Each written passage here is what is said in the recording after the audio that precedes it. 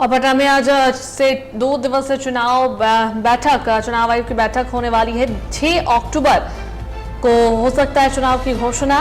बता दें आपको, चुनाव आयोग से मिले संजय झा, एक फेज में चुनाव कराने की मांग है।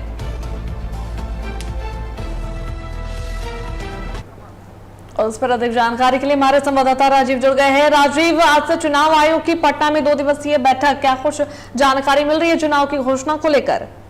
देखिए, चुनाव आयोग, मुख्य निर्वाचन चुनाव आयोग जो है, आज बैठक हो रही है। 2 दिवसीय बैठक जो है पटना के एक निजी होटल में चल रही है।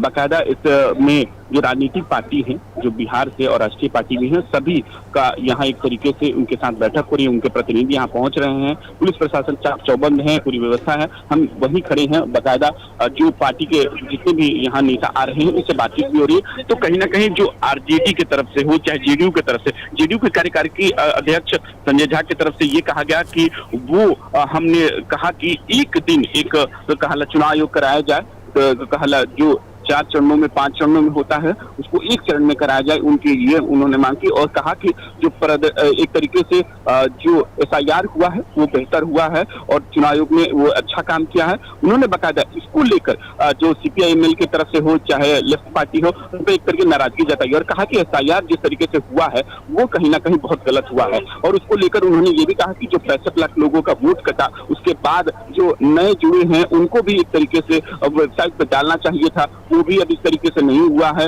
तो उसको लेकर भी नाराजगी जाता है। उन्होंने कहा कि 2 चरणों में चुनाव होना चाहिए, उनकी मांग है। वहीं आरजेडी की तरफ से भी एक तरीके से 2 चरणों में मांग की गई, जो विपक्षी पार्टियां कह रही है कि 2 चरणों में होना चाहिए। कांग्रेस ने भले अभी पत्ते नहीं खुले हैं, कांग्रेस की तरफ से अभी कुछ नहीं कहा गया, लेकिन जो आरजेडी है, सीपीआई-एमएल है, तमाम पार्टियों की तरफ से जो विपक्ष वो 2 चरणों में चुनाव चाहते हैं। उन्होंने कहा कि 2 चरणों में होगा। 5 चरण में अगर होते हैं तो बहुत दिक्कत होती है, प्रशासन के पैसे भी खर्च होते हैं, प्रशासन यहाँ से वहां मूवमेंट भी होता है, लोगों का भी समय बर्बाद होता है। तो 2 चरणों में होना चाहिए। लेकिन अगर सत्ता पक्ष की बात करें जेडीयू की तरफ से, तो 1 चरण में बात की गई थी, 1 चरण में ही चुनाव पूरे बिहार में करा लेने चाहिए। अनुष्का, चलिए, बहुत बहुत धन्यवाद राजीव तमाम जानकारियों के लिए।